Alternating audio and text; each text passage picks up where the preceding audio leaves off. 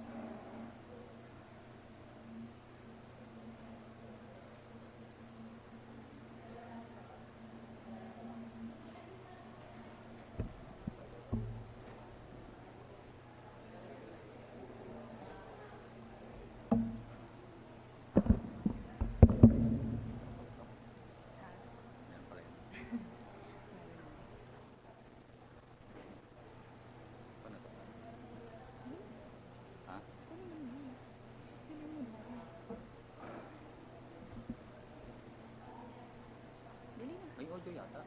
Meron nga. Meron nga. Bilis mo muna. Bilis na. Mag-open ka. Game.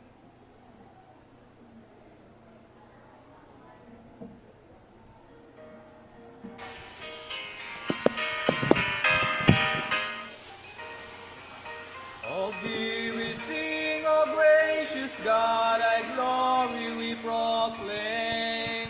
Of Thee we sing, O gracious God, and magnify thy name.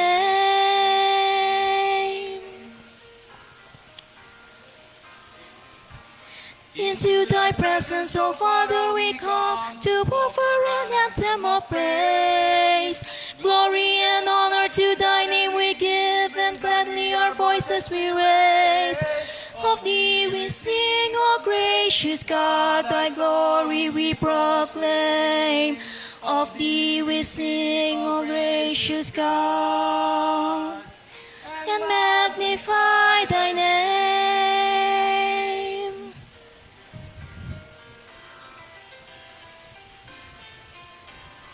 Hear us, O God, in our feeble attempt to offer exuberant praise over praise.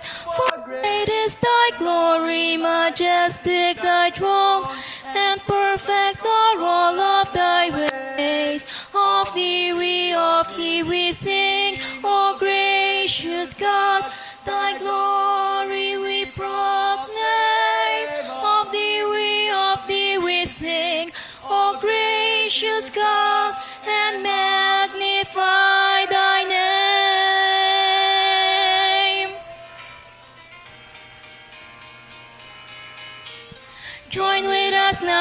children of God, rejoice in the Father above.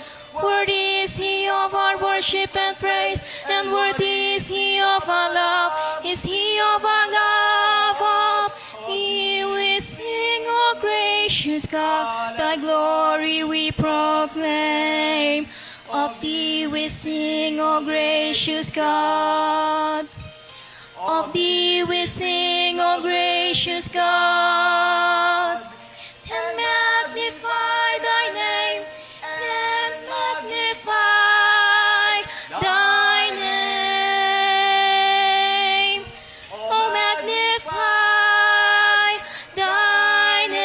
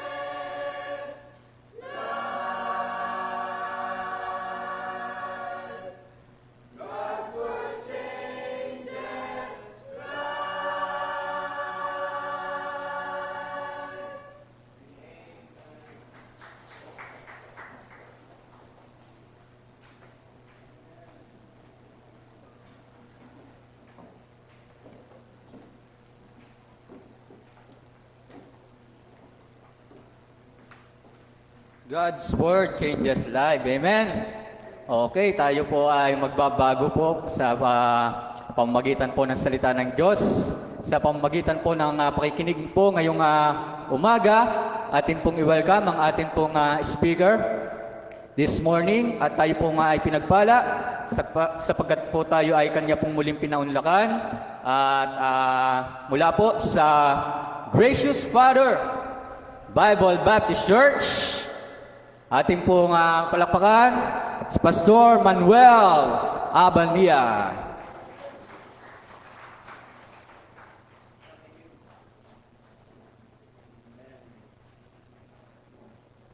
Okay. Hello. Is this working? Okay. Pwede bang humingi ng... This working also? Pengi yan. Narinig ba ako dyan, Brother Ed? Meron? Wala? Okay. Ito, dito to, brother. Dito sa, ano? Hello. Sige, Jemima. Let's see.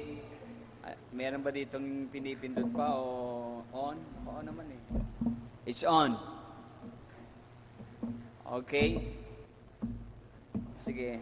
Habang inaayos ang ating microphone, please open your Bible again sa John chapter 12.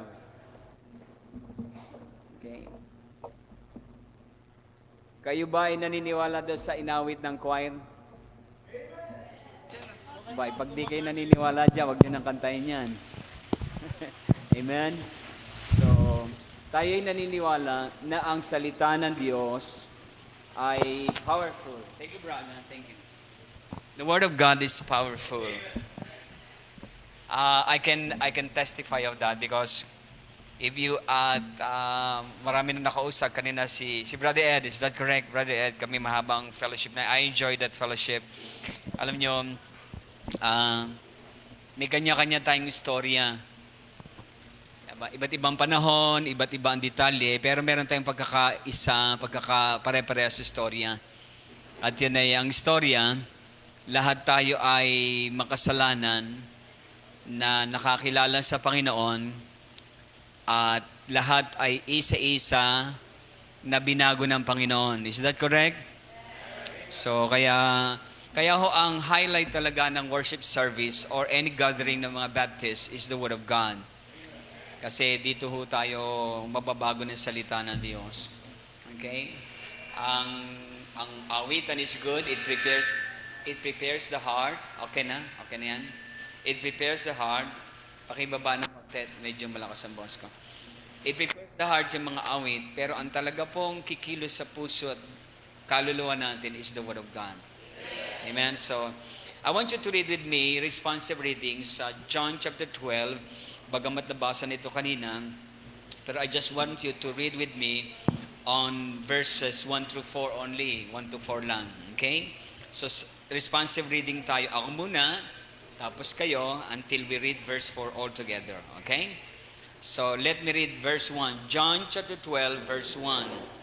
Then Jesus, 6 days before the Passover, yung Passover po ay sa Hebrew ay Pesach. Ang Pesach po, o Passover, ito po yung time na inaalala taon-taon ng bansang Israel paano sila pinalaya ng Diyos sa slavery of Egypt sa panguna ni Moses. Kung saan sila kumain ng tinapay na walang libadura at sila kumain ng Passover lamb. Yan po yun. Yan po ang inaalala nila yearly.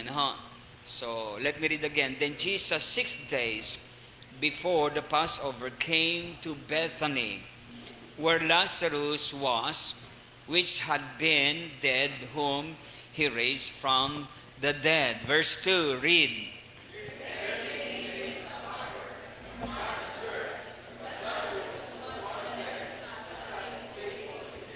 O, di ba? Baptist na Baptist ang dating. No? Abang si Lord nagpipreach, pagkatapos kakain. Di ba? Baptist na Baptist to eh. Yung mga Pentecostal, pag nagkanta, magdadambahan na lang maghapon kahit di na kumain. Let me read verse 3. Then took Mary The younger sister po yan ni Martha. Then took Mary a pound of ointment of spikenard, very costly, and anointed the feet of Jesus, and wiped his feet with her hair, and the house was filled with the odor of the ointment. Verse 4, read.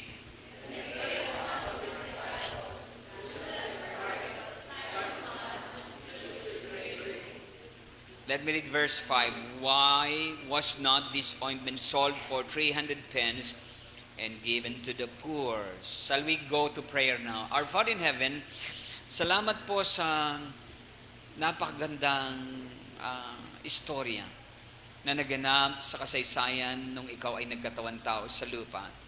When you revisited Bethany for at least the second time, at dito ay kami ay gusto mo na manalamin ang aming sarili. At ang aking pong panalangin, una sa lahat, maging mababa ang aming puso at bukas ang isip sa pagtanggap ng iyong aral na aming matututunan sa mga nangyaring ito. Mula sa buhay ng bawat tao na bibigyang pansin, nawa po kami ay matuto, mahamon at mabago ng iyong salita. Samahan mo kami, O Holy Spirit, sa pag-aaral. Si Jesus lang ang iyong itanghal at siya ang mabigyan ng papuri sa bawat pagpapalang amin tatanggapin. Pakiingatan yung patuloy ang aming mahal na Pastor Sosa sa ibayong dagat, bigyan ng kalusugan, gabay sa araw-araw na kanyang gagawin at pagpalain ng kanyang hayo hanggang makauwi at makasama ulit namin dito sa Batangas. I-bless niyo, Lord, ang Riverview sa pakikinig ng salita. Hindi na kami mahamon, kundi kami mabago ng iyong salita. Itong sama dalangin ko in Jesus' name. Amen. Okay? So, if the PowerPoint will be able to follow me, I entitled the message today, Once in Bethany Baptist Church. Okay, Once in Bethany Baptist Church. Some people may not agree with me. Ako po kasi ang aking paniniwala talaga from the Bible, itong church ho na sinimulan ni Kristo, Baptist ho talaga to. Okay, Baptist ho ito. Okay. Maaring hindi ho pinangalanan ng Baptist, pero naniniwala ako Baptist to. Kasi pag pinagtingin nyo itsura nila, galaw nila, kilos, programa nila, doktrina nila, hindi pwedeng ihalin tulad sa Katoliko. Hindi pwedeng ihalin tulad sa Seventh-day Adventist. Lalo hindi pwedeng itulad sa iglesia ni Cristo kasi hindi sila niniwala sa Jesus sa Diyos. Di ba?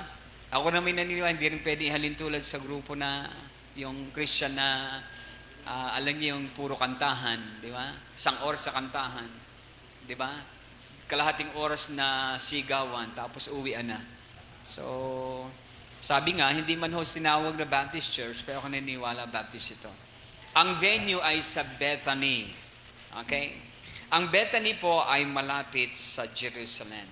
Nasa southern part of the map of Israel. Ito po ay paboritong lugar na pasyalan ni Jesus Christ whenever na siya pupunta ng Jerusalem. Pag pinag-aralan niyo ang buhay ni Jesus Christ sa mahigit 2 taon, akala kasi natin 3 years, pero nung pinag-aralan po namin mabuti, ang public ministry ni Jesus Christ ay nag-expand from 2 years and a half year lang. 2 years and a half. And at least siguro 3 times lang siyang bumaba sa Jerusalem kasi 3 Passover lang ang kanyang nadaluhan. A yearly ho ginaganap yan. So makita natin dito, ang venue ay sa Bethany. And you know the story sa John chapter 11, sa John chapter 11, ay merong namatay at yun ay si Kuya Lazaro, si Brother Lazaro, na we believe ay nakatandang kapatid ni Martha at ni Mary. At siya ni-resurrect ng Panginoon, 4 days na siyang patay. So the last time na magbisita si Jesus Christ sa Bethany, 6 na araw bago mag-Pesach, 6 na araw bago mag-Passover, yung bang kumakain sila ng tinapay na walang libadura. Okay? Naintindihan ko po ito ng maliwanag kasi ako po nasa Israel ng 7 taon, kaya 7 beses ko pong naranasan ng Passover celebration na. Ito po yung nangyayari sa kanila sa pagitan ng March at April. Parang sa dulo ng March at beginning ng April. Diyan po papalipat-lipat lang ang petsa. Okay? So, yan po yan. Yan po yung katapat ng ating parang mahal na araw. Yan po yan. Apo. So, kainitan ng panahon. So, dito, may mga tao tayong gusto kong ating pag-aralan ang buhay nila. At habang ito'y pinag-aaralan, gusto ko na ang bawat isa ay manalamin ng sarili. At tingnan ng ating sarili, ako ba'y kahantulad noong tao na yon? Ano bang meron yung tao na yon na maganda na pwede kong gayahin? Ano bang meron ang tao na yon na hindi maganda na kung meron na ako, dapat maalis sa akin? Upang sa umagang ito, sa pag-uwi nyo mamayang hapon o mamayang gabi, ay masasabi nyo, wow, ako'y pinagpala ng salita ng Diyos at magkaroon ng pagbabago sa puso na susundan ng pagbabago ng ating lifestyle sa mga susunod na mga araw. Maliwanag po ba yan? So yan po yan. So ang una nating titingnan ay si Marta. Okay? Tingnan niyo po itong si Marta. So ang title po ng ating message is Once in Bethany Baptist Church. So kung ating ihalin tulad, Once in Riverview Bible Baptist Church. Are you with me? So, tingnan natin kung sa Riverview Bible Baptist Church ay may mga taong kagaya ng Bethany Baptist Church.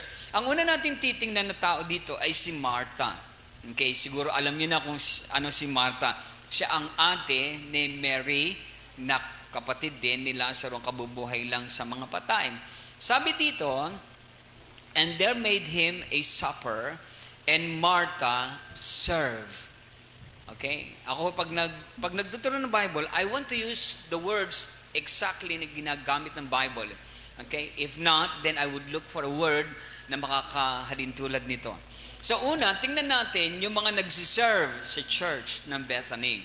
So those that serve, at ang ating halimbawang pag-aaralan ay si Martha. Makita natin si Martha ay nagsiserve. Okay? Pero specifically, siya ay nagsiserve sa kitchen. Okay? Habang I believe, ako naniniwala nung sinasa Bethany si Jesus Christ, hindi ito simpleng Bible study. I believe that is considered to be, ini-start na ho niya kasi ang church eh. Di ba? Sa time niya, in-establish niya ang church, ini-institute niya na ito, in-empower niya sa Acts chapter 2, and then, para ang setup ng mga churches, house churches. Okay? House churches. At tandaan nyo ito mga kapatid, lahat ng alam kong churches like this, nag-start sa house churches. Tama? Nagsisimula sa living room, na mission house, sa mga garahe, di ba? Sa mga abandonadong bahay na minumulto, wala nang gustong tumira, baptist lang malalakas ang loob, di ba? Dahil di man tayo naniniwala doon eh, di ba? So, at kung meron man, takot sila sa atin. Di ba? So, you know that. So, makita nyo dito mga minamahan, ang Panginoon was there not just to conduct a Bible study, para ituro na agad sa kanila ang kingdom of heaven. So, pero nakita natin dito si Martha, naglilingkod. Ito pong John chapter 12, ito ang last visit ni Jesus Christ sa Bethany. Pero pag inyo pong binalikan ang kabuuan ng Synoptic Gospel, pag sinabing Synoptic Gospel, yung Matthew, Mark, Luke, and John, yan po yung mga writings ng apat na lalaki na nagkukwento ng buhay ni Kristo. Makikita nyo po na hindi lang minsan pumunta sa Bethany si Jesus Christ. Okay? Ito pong John chapter 12, ito ang kanyang last visit sa Bethany. Pero earlier, mas maaga dito, bumisita na rin si Jesus Christ sa Bethany. Yun yung panahong hindi pa ho namamatay si Lazaro. Ito ho, nabuhay na siya, si Lazaro.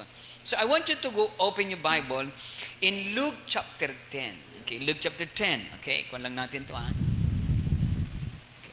Sa Luke chapter 10 po, ito po yung earlier, mas maaga na pagbisita ni Jesus Christ dito po sa Bethany. At makikita niyo itong verse 38, ano ang nangyari sa kanyang earlier visit sa Bethany. Nakita niyo na po ba, Luke chapter 10 verse 38. Nakita niyo na po? Okay, let me read and look on your Bible. Now it came to pass as they went that he, okay, yung he dyan, si Jesus Christ, entered into a certain village. So yung village na yon ay yun ang Bethany. And a certain woman named Martha received him into her house. So tingnan nyo ha, dito sa Luke chapter 10, ang pinuntahan na bahay at ang host na bahay sa Bethany ay si Martha. Receive him into her house. Pero pag tinignan nyo dito po sa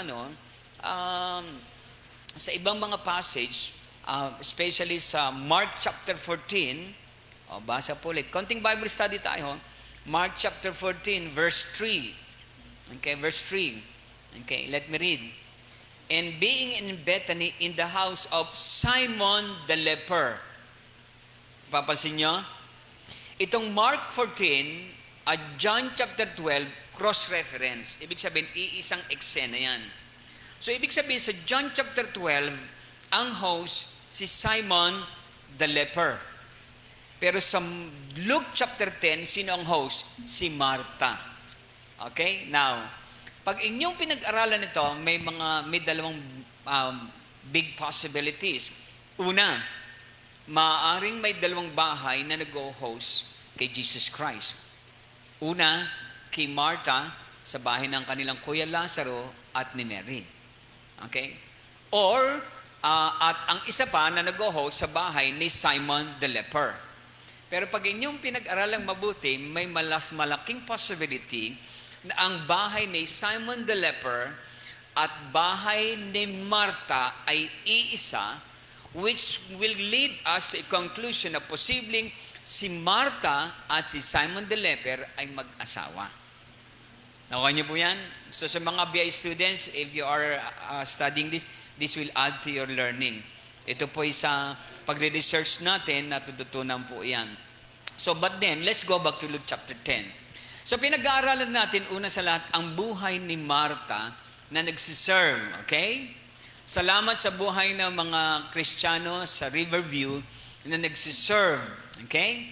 Pero tingnan natin, silipin natin si Martha ang uri ng kanyang paglilingkod. Sa Luke chapter 10, ito po ang sinabi. Verse 38 again.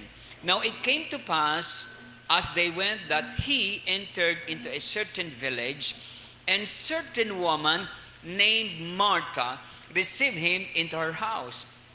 And she had a sister called Mary, yung nakababata, which also sat at Jesus' feet and heard His word. So napapansin nyo, si Mary dito nauupo lang, nakikinig sa preaching ni Jesus Christ. Pero hindi niya inanoint si Jesus Christ dito. Kaya ito po ay another event. So parang ganito, yung earlier na pagbisita ni Jesus Christ sa Bethany, sa bahay ni Martha, ni Mary, na kanyang sister, okay, malamang bahay din ni Simon the leper, nagpipreach lang si Jesus Christ. Okay? Pero habang nagpipreach si Jesus Christ, si Mary, nauupo lang sa paa, nakikinig kagaya nyo. Nakikinig ba kayo? Okay, good. Then ang second, and I believe third visit niya sa Bethany, ay yung nagpipreach ulit si Jesus Christ, okay, yung John chapter 12, kung saan si Mary, hindi na nauupo, kundi inanoint siya from head to toe. You got that? Different event po yan. Makikita nyo. Dito, makita natin, balikan natin ang Luke chapter 10. Sabi, and she had a sister called Mary, also which sat at Jesus' feet and heard His word. Salamat sa mga nakaupo ngayon na nakikinig sa salita ni Jesus Christ. But, sabi ng verse 40, pero, datapwa, Martha was encumbered about much serving and came to Him. So si Martha, habang nagba-Bible study o nagpipreach si Jesus Christ, kung saan nakikinig si Mary, si Martha naman, busy sa kusina. So, alam nyo, nangyayari ito talaga sa Baptist churches. Di ba?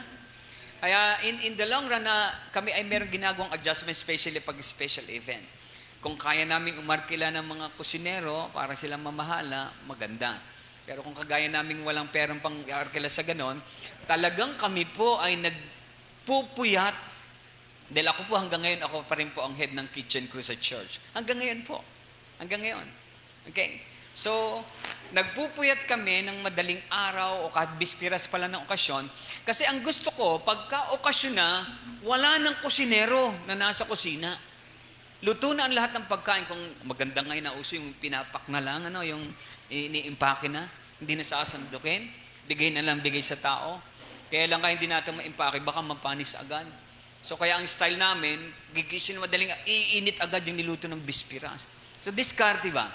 Kasi ang aking naiisip ko, grabe, anniversary. May mga bisita, nakaupo. May mga pastor, nakaupo. Kasi yung membro namin, wala doon sa loob. Diba? Kami ang gumastos, kami nagpakahirap, kami ang di matututo. Wala naman, di naman fair yan. So we learn experience. Sabi ko, ay gagawin natin, mabuti ng mapuyan, diba? At least nasa loob, inaantok man, nakakapakinig. Diba? So paalala po ito, may special occasion, I hope you would prioritize sitting and hearing the Word of God. Okay? So si Martha, grabe, very busy about much serving, and came to him. Lumapit ba naman kay Jesus Christ and said, Lord, dost thou not care that my sister had left me to serve alone? Sa madaling salita sa Batanggay niya, ganito, Panginoon, wala kang pakialam na ito si Maria, ipaupo-upo, Jay, ako'y gayet na gayet doon sa kusina. Parang gayon ang dating. Ano? Nakuha niyo? Sabi niya, beat her therefore that she help me. Sabi mo nga sa kanya, balikan ako sa kusina at ako'y tulungan. Diba? And Jesus answered and said unto her, ang sagot naman ng Panginoon kay Martha, Martha, Martha, thou art careful and troubled about many things. Alam mo, Martha, masyado kang busy sa maraming bagay. Verse 42, pero, one thing is needful, pero mas may mahalaga. Sa oras na ito, magandang nagluluto ka, ipapakain mo sa amin, pero may mas mahalaga at yun yung ipakakain ko sa inyong kaluluwa. Kaya yung Matthew 6:33, totoo yan. Seek ye first the kingdom of God and His righteousness, and all these things shall be added unto you. Maganda yung may handa tayong pagkain or anything, giveaways, pero ang pinakamahalaga sa anumang okasyon na si Kristo na sa ating kalagitnaan ay ang pakikinig ng Kanyang salita. Diba? Kaya sabi niya, one thing is needful. Mahalaga yung pagkain, pero mas mahalaga ang pagkaing espiritual. Diba? And Mary had chosen that good part. At si Mary, yun ang pinili niya. Mas pinahalagaan ni Mary ang pangailangan ng kaluluwa kaysa pangailangan ng katawan. At yun daw, which shall not be taken away from her. Bakit? Kasi ganito yan. Yung iniintindi ni Martha, pagkain ng katawan. Now, listen. Imagine nyo lang, iiwas akong gumamit ng words na baka hindi maging maganda dating sa inyo. Pag kumain kayo, pupuntahin dito. Tatrabahuhin niya ng stomach nyo. Maglalakbay dyan siya pa ganun-ganung bitukan nyo. Saan pupunta yung kinain nyo? It will be taken away from you. Tama? Tama? Pero pag kayo naupo, nakinig ng salita ng Diyos, tama? Papasok dito, yung pagkain dito pumapasok. Doon lumalabas. It will be taken away from you. Are you getting this? You have to see, the Word of God is effective. It is specific. Diba? Sabi ng Panginoon kay Martha, alam mo ikaw, ang dami mong kaabalahan. Abalang-abala kasi ipapasok dito, nalalabas lang dito, will be taken away from you. Pero si Mary, mas pinili niya yung pumapasok dito, Word of God, poprosesehin ng isip, pupunta sa puso, hindi na mawawala sa kanya. Are you with me? Yan ho ang greater advantage ng Word of God. The Word of God stays in our spirit. It brings sustansya and strength in our souls. Kaya hindi na bale na walang mailagay dito, na mawawala din lang naman, basta malaga may mailagay sa puso, that shall not be taken away from us. Amen? At sinasabi ng Panginoon kay Martha, ganyan si Mary. mas pinili niya yung pag natanggap niya, hindi na maaagaw sa kanya. Hindi na mawawala sa kanya, ano yun? The word of Christ. So dito balikan natin, si Martha was someone serving, pero nakita natin, letter A, sa verse 41, siya ay nagsiserve with wrong priorities. Mali ang prioridad. Pag sinabing prioridad, para bang ganito, ano ang uunahin mo? Di ba? Anong uunahin mo? Barkada o pag-aaral? Pag pinili nyo ang barkada, wrong priority. Pag inuna nyo pag-aaral, yun ang tamang priority. Si Martha, siguro out of immaturity pa niya spiritually, nagsiserve naman. Pero sa pagsiserve niya, ang kanyang prioridad ay mali. Mas inuna niya ang pangangailangan ng katawan, hindi niya inuna ang pangangailangan ng kaluluwa. So let me remind you, beloved brethren here today, mag-serve po kayo sa Panginoon. Pero sa pagsiserve nyo, dapat may tama kayong prioridad. Hindi kayo makakapag-serve sa Panginoon ng effective kung mali ang inyong priority. Halimbawa mga kabataan, kung ang priority nyo ay barkada, kung priority nyo ay cellphone, kung priority nyo ay lakwatsa, you cannot serve God effectively. You may sing in the choir because you have a good voice. You may play an instrument because you're a talented person. But if you have wrong priorities, your service is not that significant. Are you with me? Kunyari ako lalaki. Gusto ko maglingkod sa Panginoon. Gusto ko magpastor. Pero kung priority ko ay ang aking pangarap sa buhay, I cannot serve God. Are you with me? Bakit? Sa paglilingkod sa Panginoon, kailangan unang itatama natin ang ating priority. Ano ba talaga ang pinakamalaga sa buhay ko? Di ba? Nag-enjoy ako sa fellowship namin. I really intended to come earlier. Kasi alam ko, pagdating ko, may makakausap ako, bukod sa mga kapag-relax ako, and I enjoy our fellowship with Brother Ed. And he was telling me the story of his life. And sabi ko, grabe, kung bawat Kristiyano ay makakapag-isip ng ganong kaisipan, na ang sinasabi daw niya sa kanyang mga anak pabayaan niyo na lang ako. Total na pag-aral ko na kayo, ang buhay ko, bibigay ko lang sa Panginoon. Are you listening? Are you thinking the same? Dumating na siya sa punto ng buhay niya, na-realize niya, ano ang priority ng buhay niya? Paglingkod sa Panginoon. Are you with me? Kung ang priority ko yung career ko, nasa Israel pa rin ako.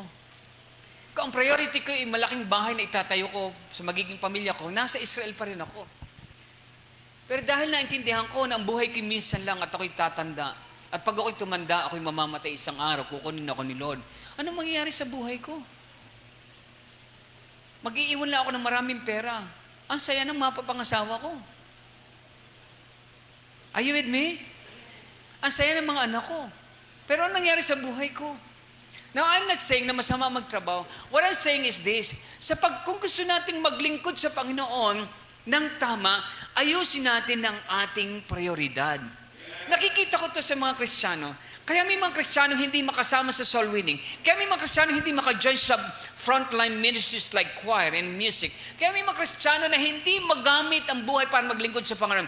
Isa lang ang dahilan. Ayaw nilang ay prioritize ang Diyos sa buhay nila. Hindi dahil walang aral. Hindi dahil hindi kaya. Hindi dahil walang panahon. May panahon tayo.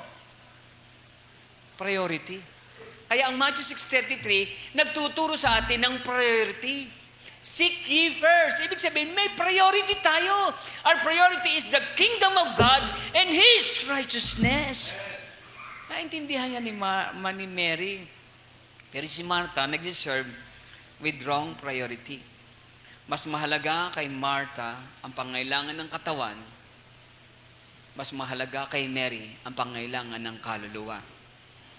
Number 2, letter B. Meron din siyang worldly personality. Bakit ko nasabing worldly personality? Tingnan niyo to.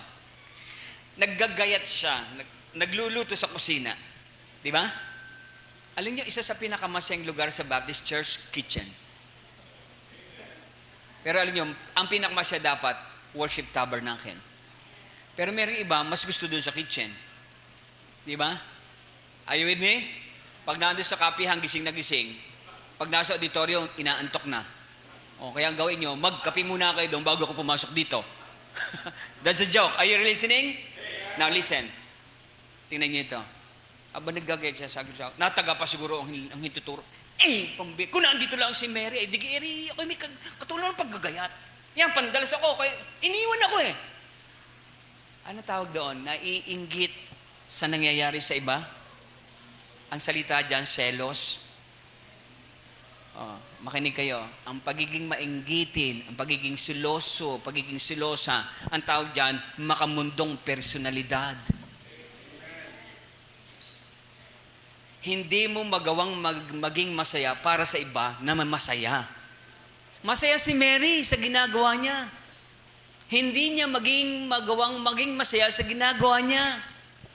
Diba? Yan yung mga Kristiyanong, buti pa si brother. Laging kasama ni pastor. Samantalang ako, hindi ako naaaya kahit minsan. Ba't ka aayain? Once a month ka nga lang nakikita sa simbahan, ba't ka pa aayain? Diba? Kikinig po ba kayo? Ako po ay merong worldly personality. Lahat tayo may worldly personality. Nakuha natin yan sa ating ninuno kay Adan at kay Eva. Naipasa yan hanggang sa ating panahon. Walang taong walang worldly personality. Ang mabuting balita, nung araw na marinig niyong ebanghelyo, ano nga ebanghelyo? Si Kristo namatay, binayaran ating kasalanan. Ano ebanghelyo? Si Kristo nagbubo ng dugo, nilinis ang lahat nating kasalanan. Anong ebanghelyo? Si Kristo nilibingon at nabuhay na maguli. At ang sabi ng ebanghelyo, ang makasalanang kagaya ko na may worldly personality, kapag nagsisi sa aking kasalanan at tinanggap sa Diyos bilang aking Panginoon tagapagligtas, ang sabi ng 2 Corinthians 5:17, if anyone be in Christ, he is a new behold, all things are passed away, hindi pasaway. Behold, all things are become. Ang isang tao na nakay Kristo, meron ng kakayanang paglabanan at pagtagumpayan ang kanyang lumang makamundong personalidad. Andiyan pa ba kayo? Kung tayo maglilingkod sa Panginoon at mananatili sa ating lumang likas na makamundo, mahihirapan tayong maglingkod. Nakita ko ito sa buhay ng maraming kabataan at na maging ng mga adults. Pag ang personality o karakter ay makamundo, they would not enter the service of the Lord. Hello? So ask yourself this morning, anong worldly personality ko na pumipigil sa akin para maglingkod? Gusto niyo magbanggit ako ng ilan? Number 1, sa listahan ko lagi, worldly personality, katamaran. That's a worldly personality. Katamaran. I could name more worldly personality. Tuso. Makasarili. There are many worldly personalities that we used to have as an unbeliever. Pero nang makakilala tayo kay Kristo, dapat yan, isa-isa na natin napapagtagumpayan. Diba? Kaya kung maglilingkod ka sa Panginoon, bawal ang tamad. Kung maglilingkod sa Panginoon, bawal ang makasarili. Hello? Kaya ka nahirapan maglingkod, baka meron ka pa niyan. Hello? So worldly personality, ano pa? Weak perception. Ano yung weak perception? Hindi naman ito yung salitang mapurol umunawa. Hindi ho yan. Ang ibig lang sabihin, hindi mahagip ng mas maliwanag ang isang bagay. Tignan nyo. I believe si Mary was with Martha sa beginning ng trabaho sa kitchen. Kasi si Mary ho, mabait na babae. Kung di ba naman mabait na babae, ay kaganda ng ginawa sa John chapter 12. Kaya lang, nung siguro dumating na ang Panginoon at oras na ng preaching, siguro sabi niya, ate, preaching na ni pastor. Iwanan natin ang kitchen. Kasi mas mahalaga yon. Mas kailangan natin yon. Pero sabi ni Mary, hindi paluto. Makunat pa ang baboy.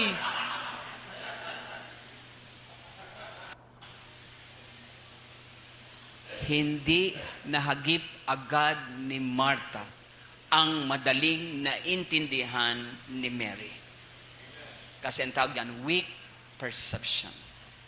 Makinig kayo. Hindi ho pinag-uusapan kung may pinag-aralan o wala. Tandaan nyo, ang mga apostol na ginamit ni Kristo, mga walang pinag-aralang mga mangingisda. Pero kahit walang ganong pinag-aralan, meron silang strong perception dahil ang meron sila yung tinatawag na wisdom. Wisdom is a byproduct of fear of God. The beginning for the fear of God is the beginning of wisdom. Ibig sabihin, ang isang tao, kaya wala siyang wisdom kasi wala siyang fear of God. Pag ang isang tao ay nagkaroon ng takot sa Diyos, kahit walang nakakakita, hindi niya gagawin ang masamang naiisip niya kasi may takot sa Diyos. Naiintindihan niya ang katotohanan. Si Mary ay isang babae, bagamat nakakabata, ay merong stronger perception kay Martha na naturingang ate, pero weak ang perception. So listen, beloved brothers and sisters. Hindi pwede sa Kristiyano ang weak ang pangunawa. Kailangan ng Kristiyano laging nagbabasa ng Book of Wisdom. Ang dami ko nang na ganitong katwiran. Nung magkaroon ng problema at aking inaayos na, sabi sa'yo, Pastor, sorry po, hindi ko po naintindihan, mali pala yun. Sabi kayo, paano mo nga maintindihan? Hindi mo naman pinag-aaralan. Nagpipreach ako, natutulog ka pa. Habang nangangaral ko, ako ang isip mo nasa sinampay na naiwan sa inyo. Paano ka matututo niyan? Paano tatalas ang pangunawa ng Kristiyano habang nagngangawa si Pastor Louie kung ano-anong iniisip sa upuan? Hello? Mga kapatid, ang mga Kristiyano may banal na espiritu na may kapangyarihang gabayan ng ating utak na mahina para tumalas at makaunawa. May Holy Spirit tayo. Amen? Kaya kita niyo yung mga mangingisda, wala namang doctorate, di ka galing mag-preach. Di ka? Anong meron? Holy Spirit. So tanong ko, are you saved? Kung saved ka, may Holy Spirit ka. Kung may Holy Spirit ka, kaya mong unawaan ng Word of God. Kaya mo hindi maunawaan, hindi mo nga binabasa. Hindi mo naman talaga pinag-aaralan. Alam niyo bang kami mga pastor, kami hanggang ngayon nag-aaral. Tanong niyo kay Pastor Sosa, hindi ba kayo nakakahalata? Maraming pastor nagkakaroon ng HIV. Hair is vanishing. Di ba? Yan namang iba nawawala ng kilay. Nagsusunog ng kilay. Aral kami ng aral. Nag-aaral na kami sa Bible School. Noong pastor kami, bilang missionary lokal, nag-aaral pa rin kami. Hanggang ngayon nag-aaral kami. Hanggang ngayon nagtuturo kami. Bakit? Hindi sapat pa rin ang aming alam. Tapos sa mga Kristiyano, hindi na nga nag-Bible school, hindi pa nagbabasa. Anong kaya asahan nyo? Gagaling kayo sa Bible? Pero ang gagaling sa cellphone. Taka ako. Pag pumunta sa cellphone, may napuntang hindi ko alam. Sabi ko, anak, help. Anong gagawin ko din? Ari lang natatay, ari lang abang pipin. Ay, yung lang pala yan. Pagdating sa cellphone, talaga ako'y mapurol. Hindi na baling mapurol sa cellphone, hindi naman mapurol sa Bible. Hello? Diba? Let us serve the Lord. It is good that we are already serving the Lord, but let us serve the Lord with right priority. Let us serve the Lord with heavenly personality. Let us serve the Lord with a strong perception. By the way, it takes discipline. Pag sinabing disiplina, practice lang. Paano yung practice, Pastor? Kunyari, gusto nyo matuto sa Bible, gusto nyo tumalas sa pag-unawa, di ba? Basa ka lang sa umaga. Pakukunti. Pahabang natagal, dagdagan. Hanggang na magtatagal nakakawili palang Bible. Di ba? Ang sama hanggang sa hanapin mong Bible kasi na-establish ang discipline. Amen? I am praying that every Christian would grow in grace and in the knowledge of the Lord. Pag ang Kristiyano lumago sa biyaya at karunungan tungkol kay Kristo, hindi na madadayang kagaya ng mga bata na tossed to and fro. Kaya nga ibinigay ang pastor sa Ephesians chapter 4 verse 11 to 16 para ang mga Kristiyano ay huwag maging discouraged, para ang mga Kristiyano ay may dagdagang kulang, para ang mga Kristiyano ay magkaisa sa unity of the faith, para ang Kristiyano ay hindi manatiling parang batang tossed to and fro na baptist na, nalipat pa sa dating daan, baptist na, napunta pa kay Buloy, o ano ngayon, di kulong kayo? Are you with me? So, let us serve with right motive. Amen? So, yan po si Martha. Okay? Let's go back to our main text. John chapter 12. Okay? Bibilisan ko. Okay lang ba sa inyo? Verse 2. And they made him a supper, and Martha served. But Lazarus was one of them that sat. Nauupo. So, ang ikalawa ay si Lazarus. Those that sit. Doon sa mga nauupo. Pag inyong tiningnan, si Lazaro ay kasama ng iba pa doon sa room na yon, sa bahay ni Simon the leper, na nauupo. At ang sabi, bagamat sinabing nauupo on the table, which means malamang ang setup, nandito si Jesus Christ, long table, table dito, table doon, most likely walang monoblock, obvious ba naman? Okay. Habang nagpipreach, nagtuturo, pagkatapos ng preaching, isiserve ang pagkain. Okay, kita nyo? Di ba baptist na baptist yan? Di ba? So, balikan natin. Look at Lazarus. He was sitting and hearing the word of God. And after hearing the word of God, eating with the Lord and the rest of the people. Mga kapatid, sa mga simbahan, meron ding mga kagaya ni Lazaro. Now, listen carefully. Pag binalikan yung John chapter 11, si Lazaro ho, yung kuya Lazaro ay namatay. Pero sa John chapter 11, siya po ay binuhay ni Jesus Christ. Ipinakilala ni Jesus Christ ang kanyang sarili sa verse 25, I am the resurrection and the life. He that believeth in me, though he were dead, yet shall he live. At diyan nga, nakita natin si Lazaro nabuhay. Ngayon, tingnan nyo. Nang nabuhay si Lazarus, lumipas lang siguro ang mga ilang araw o maraming weeks, bumisita ulit si Jesus Christ dito sa Bethany. It could be the same week. It could be another week. Pero this is the eksena. Dating patay, nabuhay na maguli, ngayon nauupo, nakikinig, nakikikain pa. Are you with me? Now listen. Alam niyo ba na tayo'y pictured ni Lazaro? Lahat tayo dati patay spiritually. Wala tayong relationship with God. Okay? Patay tayo. Salamat sa biyaya ng Diyos sa atin. Nung tanggapin natin si Kristo at magdesisyon tayong pagtiwalaan siya, nabuhay ang ating spirito at relasyon sa Diyos. Hindi ito kagaya na yung tinuturo ng mga grupo dito, alam niyo na, yung mga, alam niyo na. Okay, hindi yan na. Hindi ho tayo robot na patay, nagigisingin, tapos sa mananampalataya. Hindi, tayo nananampalataya at doon tayo ay nakakilala sa Panginoon. Maliwanag? Hindi man tayo patay pa physically, pero before patay tayo spiritually. Ibig sabihin, wala tayong relasyon sa Diyos. Walang connection with God.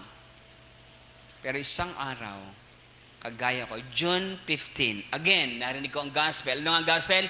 He died, He shed His blood, He resurrected from the grave. That's the gospel. Good news.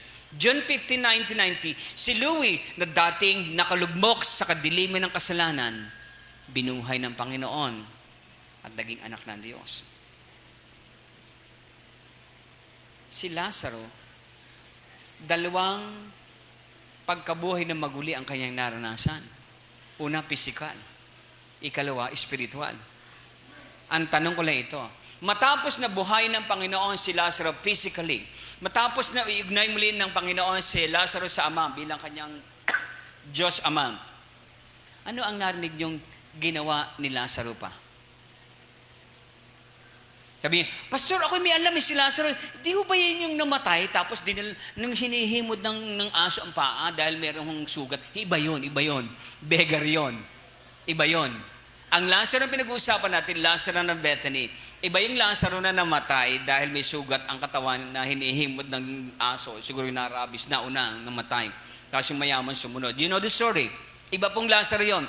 So, but this is the truth. If you would check the whole synoptic gospel, you would not hear anything more about Lazarus. Ano lang marinig nyo kay Lazarus? Siya dating patay, nabuhay, ngayon nauupo, nakikinig, nakikikain pa. Makinig yung mga kapatid. Nakakalungkot ang katotohanan, maraming Lazaro sa mga Baptist churches. Matapos maligtas, ang alam lang gawin, maupo, makinig, ang lakas pang kumain. Nagsasharon pa yan. I'm not kidding at you. Minsan yung mga ganyan, hindi nakakatulong sa ministry. Makinig mga I just would like to encourage everyone dito sa Riverview. Kung kayo ay nakakilala na kay Kristo, tama lang na kayo laging maupo. Tama lang na kayo laging makinig. Pero dapat meron kayong gagawin. Si Lazarus was someone who sit and hear the word of God, letter A, but do nothing. Nakakalungkot. May mga Kristiyano sa panahon natin, ang galing maupo, ang galing makinig, may pasigaw-sigaw pa ang pastor, may papadyak-padyak pa. Wala namang epekto sa nakikinig. Bakit? Hindi dahil may problema ang tagapangaral. May problema yung nauupo at nakikinig. Hello? Sabi ng Biblia, yung nakarinig ng katotohanan, hindi ito ginawa. Yung nakaalam ng tama, dito ginawa, ito ay kasalanan sa kanya. Alam niyo ba ngayong umaga, nakikinig kayo ng katotohanan? At pag hindi niyo ini-apply ang itinuturo namin ni Pastor Sosa dito, gumagawa kayo ng kasalanan. Hello? He that knoweth good and do it not, it is sin unto him. Tapos na ho ang panahon na tayo basta na lang nauupo.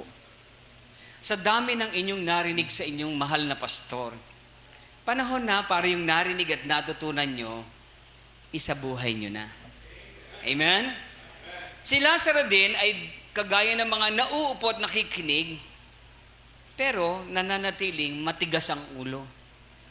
Ako ho ay may 3 anak. Si Miel ang aking pangalawa. Ang aking panganay ay si Kiela, nag-aaral sa BSU Maine. Pag-pray nyo, gustong maging doktora. Si Miel ay, ewan ko parang mag-i-engineer, inialam niya lang kung anong gusto niya anon. Yung sa aking bunso, gusto raw niyang, dahil 8 years pa lang siya, sabi niya, aba gusto ko paglaki, magsha-Shopee ako. Kasi ang saya doon ng Shopee, papunta-punta sa bahay. Siyempre, bata eh. Sabi ka, anak, mahirap yan. Okay, anyway. Makinig kayo mga kapatid. Hindi ho sa pagyayabang, wala kaming naalala na ang 3 kong anak ay pwede kong tawaging matitigas ang ulo. Ang karaniwang karanasan namin ito, pag sumalita ang kanyang ima, mother niya, Miel, tigil yan. Oh, pasok na, pasok yan. Lalo itong si Miel. Ang ibig ko sabihin, di ba? Nung panahon naman natin, bro, di ba? Pag sumitsit ang tao, shh! Patikar ka ng pauwi. Bakit? Pag di ka umuwi, ano nag-aabang? Uyo. Alin yung uyo? Ang alam nyo kasi lang, McDonald's, Jollibee. Ang uyo, yung niyog na bunga sa ibabaw, no, may parang kulay itim na parang bangka. Yun pinangdidinga sa palapa naman. Seminar yung mga ito, ang alam lang ay mag-cellphone Pag ikay matigas ang ulo, yun ang ihahampas sa puwet ni inay sa puwet mo. Buo yun, parang bangka. Pag binitawan ng inay, parang walis.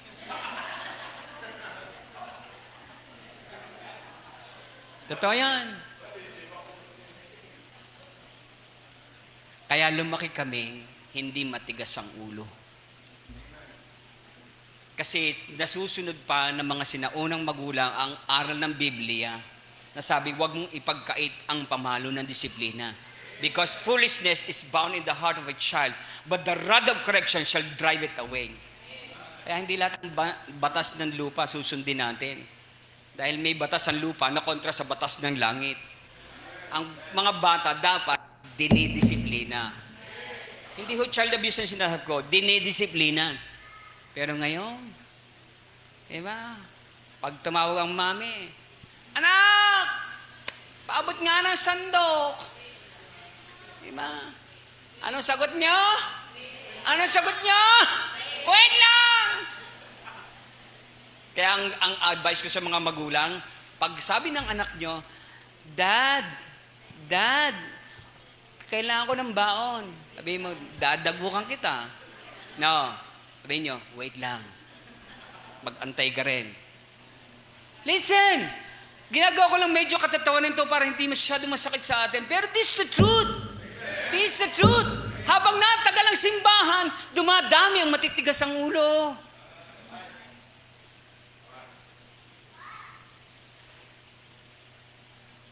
Nakakita na ba kayo ng mga Katolikong sinusundo ng pare para pumunta sa kanilang patio? Ha? Ang pare hindi nanunundo ng mga Katolikong miyembro. Ang baptist naman, sinusundo na hindi pa bihis. Hello? Am I telling you the truth? Huwag kayong matigas ang ulo. Lambot-lambot eh. Nakakalungkot ang katotohanan, kaya mga pastor madaling natanda. Kaya nagkakaroon ng HIV. Hair is vanishing. Kaya nagkakaroon ng mga unnecessary wrinkles. Kaya may mga pastor na na-stroke at na-heart attack.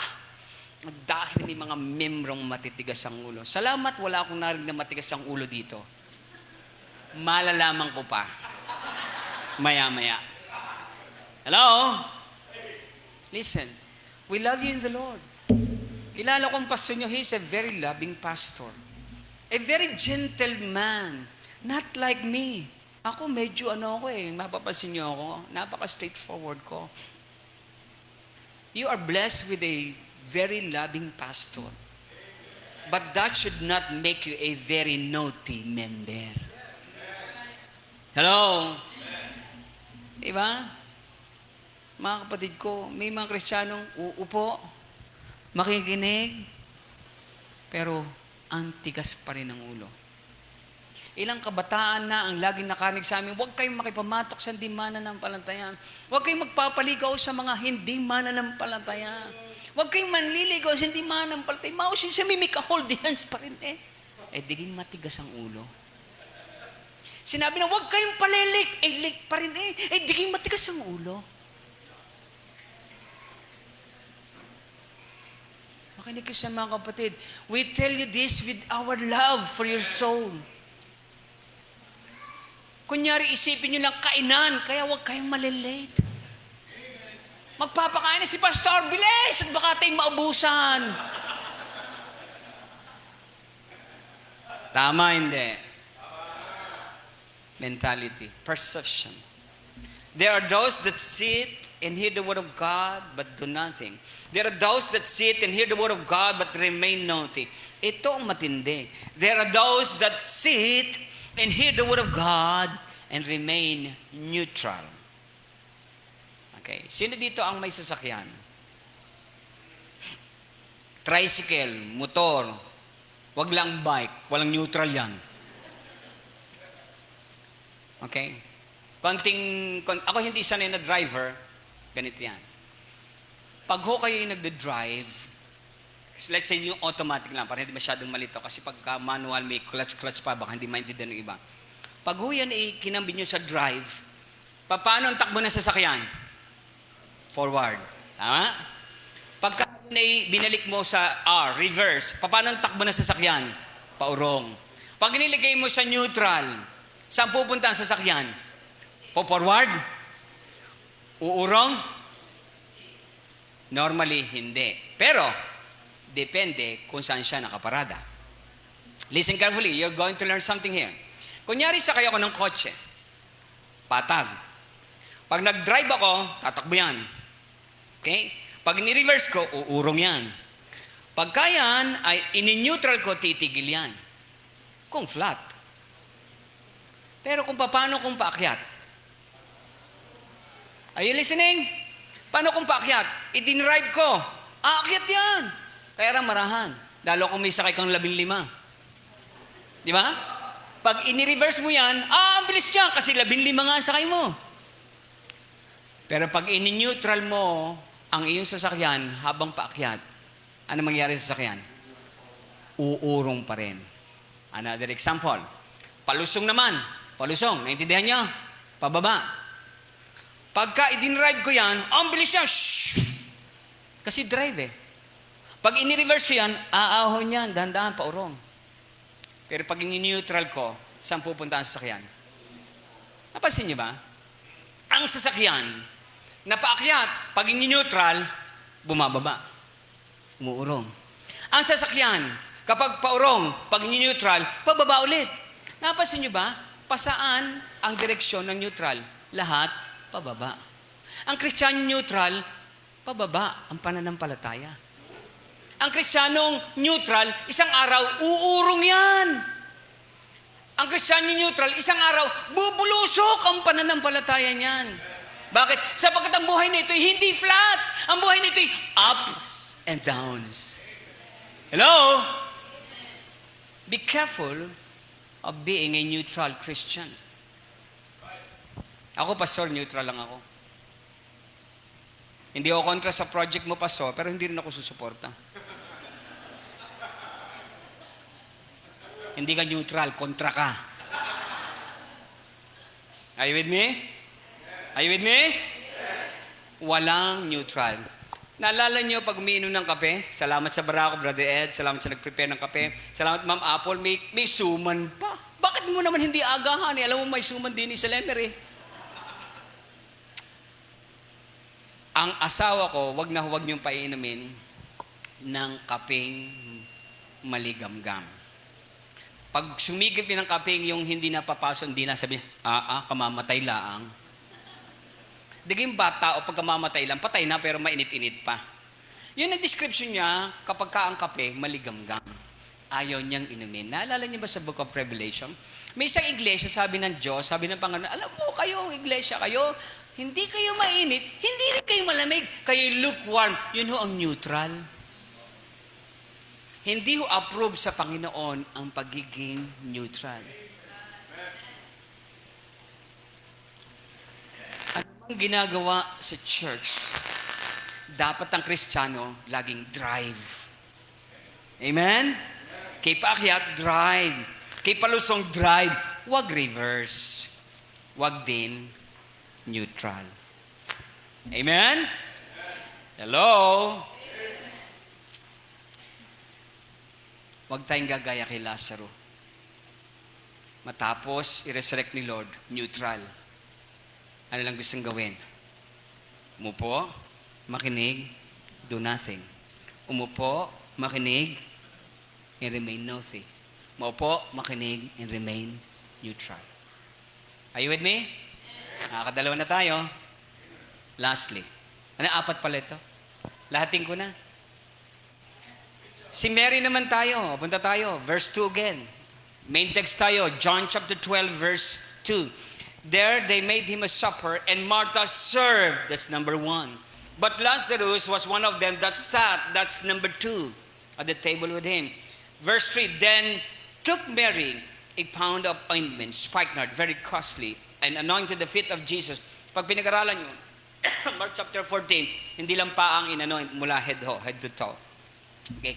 And wiped his feet with her hair, and the house was filled with the odor of the ointment. Ibig sabihin, no, hindi ho cologne ang ibinuhos, eau de parfum. Wow, mamahalin, di ba? Hindi kasi ngayon, ang dami ngayon pabango, di ba? Di ba? Nakakita ko ng mga kabataan, kaya pala Brad, yung mga ang bango. Pag dumaan mga kabataan ako, wow, grabe, parang akit ng ligaw, magsi-CR lang, ang bango. Naku, nakita ko, yung palagi mga yan, hindi eri pa bango.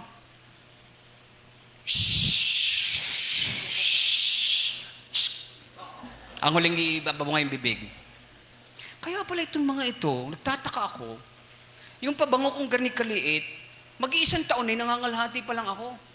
Yung kanila, wala pa isang buhay, ubos. Ay talaga, ipinaliligo. Pero after 2 hours, wala na ulit. Yan ang mga cologne.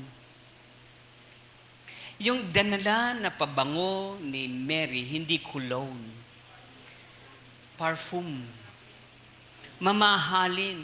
Ito yung nalabhan mo na, amoy pa rin sa damit. Sabi, pastor, meron akong ganyan. Nalabhan na ng ina yung aking damit. Amoy pa rin sa damit. Iba yan. Hindi yan ang pinag-uusapan natin. Beauty parfum. Okay? Listen ha. Are you listening? Broke the box. Naka-sealed. Brand new. Total amount. More or less, 1 taong sweldo ng isang empleyado ng bangko. Gano'n kamahal? Napakamahal. Mayaman si Mary? Hindi. Siya po'y walang asawa. Pag wala kang asawa, wala kang source ng income. Pag naman nagkaasawa ka, ang trabaho mo, taga-igib ng tubig, kagaya ng woman of the Samaritan. Di ba? Sa well of Jacob. Usually, ang babae, nung unang panahon, walang trabaho. Ngayon lang naman natuto magtrabaho mga yan. Dahil sa nangyayari na development ng ating tinatawag na urbanization ng ating society. Listen, saan kumuha si Mary ng pambili? Have you thought about that? Siguro kinukupitan niya ang ate niya? No, she would not do that. Siguro nung nakalami ang kanyang kuya, ang dami ng abuling siya na kumuha. She would not do that. Are you with me? Listen carefully. Tingnan natin si Mary. Si Mary ay ang representative of those that sacrifice. Alin niyo ang word na ginamit dito ay he took and then took Mary a pound appointment. Ibig sabihin, si Mary gumastos. Pero nakita ko, hindi lang siya nag-spend, siya ay nagsakripisyo. Diba? Listen carefully, church. Salamat sa mga members ng mga local churches. Salamat sa mga member ng Riverview Bible Baptist Church na hindi lang nagbibigay. Nagbibigay na may halaga at sakripisyo. By the way, I don't want to undermine what a poor member can do. Sa amin pong church, ang pangunahing givers ay ang mga mahihirap na miyembro. Meron ding may mga ilang kakayanan na nagbibigay. Pero nakita ko sa maraming simbahan, bibihira ang mga mayayaman na giver. Okay? Kung dito'y marami, praise the Lord. Amen? Pero salamat sa buhay ng mga mahihirap na minsan ipamamasahe na lang, ang gagawin maglalakad pa, may ma-offering lang. Are you with me? Si Mary ang representative ng bawat isa sa atin na generous sa missions giving. Na bakit ko iniha-highlight ang missions giving sa umagang ito? Could you please, naipakita na ba yun, no? Those that sacrifice. Okay? Bakit po? Listen carefully. Nasabi ko na ito sa inyo sa ilang pagkakataong ako nagsalita sa inyo. Ang general fund, ginukuha po yan sa tithes and offering. Is that correct? Let's offering. Ngayon, ang general offering natin, general fund, yan ang binabayad nyo sa kuryente, yan ang binabayad sa tubig, yan ang ginagamit sa mga anumang operation ng church. So, ibig sabihin, yung general fund, dadalhin kay Batilic, si Batilic, o susuplayan ka ng kuryente, si kuryente naman, patatakbo sa electric fan, tatama sa mukha mo, makikinabang ka. Kung makikita nyo, ang giving sa church that is going to the general fund are giving that comes back to us. That is not sacrifice. Hello? Sacrifice is when you do something na iba ang nakinabang. Now, let me illustrate. Si Mary, nung kanyang ibuhos ang pabango mula sa ulo hanggang paa ni Kristo, sino nakinabang? Si Jesus Christ. hindi si Mary. Are you with me? Ang missions giving, ito ang klase ng giving na kapag ibinigay nyo, let's say ito ang mission giving, yung pera na yan, ibibigay sa misyonero. Si misyonero pupunta sa Thailand. Kunyari, si missionary Ricky Mabasa, alam ko isa sa sinusuportahan nyo, padadala nyo sa kanya ang inyong support. Dadating sa account ni missionary Ricky Mabasa. Si missionary Ricky Mabasa, dahil dumadating yung support nyo, may pambili ng pagkain, may pambayad sa bahay. Di ba? May pampamasahe para pumunta sa mga Thai people. And then magso-soul winning siya. Kanino napunta ang pera nyo? Sa Thailand. Sino nakinabang? Iba, hindi kayo. Kaya po sa aming church, ang pinaka-highlight ng giving namin is not the tithes and offering. By the way, tithing is not giving. Tithing is returning. Di ba? Kunyari, ito, Brad, hawak nga ako, please. Brad, hawak ko. Kanino yan? Balik mo dito. Hindi yan. Ganyan-ganyan nga mga baptist. Yun ay pag naibigay, gusto ka niya na. Nag-guess niyo? Tithing is entrusting to you an amount, 10%. Pag yan binalik nyo sa kaban, hindi pa kayo nagbibigay. Binalik nyo lang. Gaya no, binigyan nyo ba ako na relo? Hindi, binalik nyo lang sa akin. Akin naman ito eh. Are you with me? Kaya pag nagtatayso kayo, wala pa kayong binibigay. Nagbabalik pa lang kayo ng ipinagtiwala ng Diyos na 10%. Hello? Listen. But when you give to missions, siyempre, tither ka muna. Pag nag-tithe ka na offering another commitment sa church na magbibigay ka sa mission, that money would not go back to you. It will go to the missionaries. It will go to all nations wherein the gospel will be preached. And those nations will benefit from your missions giving. Si Mary, ang giving niya, ang nakinabang, si Jesus. Siya ang pinabanguhan. Mga kapatid, salamat na kayo natutong magbigay. Pero sana mas umunlad tayo sa pagbibigay na may sakripisyo. Lalo na sa pagkakaloob sa misyon. Hello? Kalawa, bakit nagbigay si Mary? Siya ay grateful in kanyang pagkakaloob. Anong ibig sabihin ng grateful? Mapagpasalamat. Anong pinagpapasalamat ni Mary? Kasi sa dami ng pamilya sa Bethany, laging sila ang pinupuntahan ni Jesus Christ. Hindi ba kayo magiging masaya kung kayo ang laging binibisita ni pastor? Hindi ba kayo magiging masaya na sa bahay nyo hineheld ang Bible study? Hindi ba kayo magiging masaya na ang bahay nyo ay isang lugar na ginagamit ng Panginoon? And you should be thankful. Diba? Ano pang pagpapasalamat ni Mary? Diba? Nag-iisa ang kanilang lalaki sa pamilya, si Kuya Lazaro, namatay pa.